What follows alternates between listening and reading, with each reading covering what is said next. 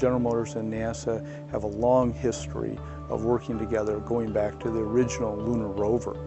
And it would seem like a natural fit for the General Motors Corporation and NASA to work together on the development of the next generation of robots, Robonaut.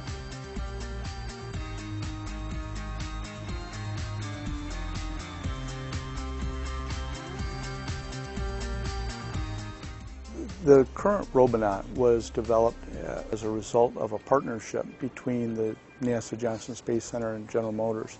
So General Motors sent down a team of engineers to work side by side with the NASA engineers, developing and assembling, designing and building the current model of Robonaut R2.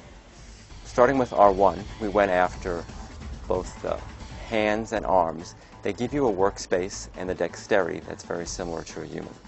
When we went to R2, we increased that. We increased the speed at which we could perform tasks, and we increased the level of dexterity so that we can even perform more tasks than the original R1 can. From General Motors' perspective, we want to be able to automate tasks that are very repetitious, dull, or ergonomically challenging for our operators.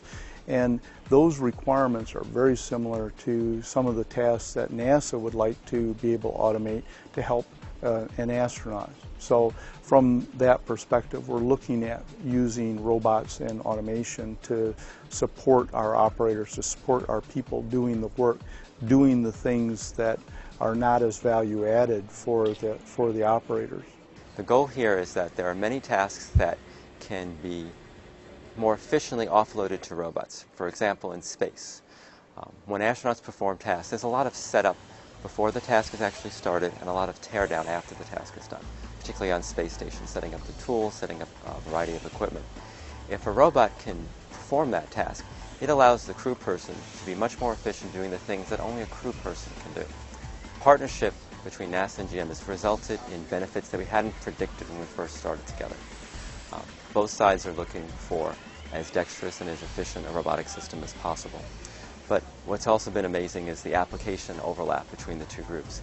Many things that we have to do in space, that humans have to do, are in many ways similar to the complexity, the situation when you're building a car. Both are complex activities, and we have found interesting overlap that's been to the benefit of both of us. For General Motors, it's all about safer vehicles and safer plants. The technologies being developed in R2 will help our engineers develop advanced vehicle safety systems that will be used in our future products.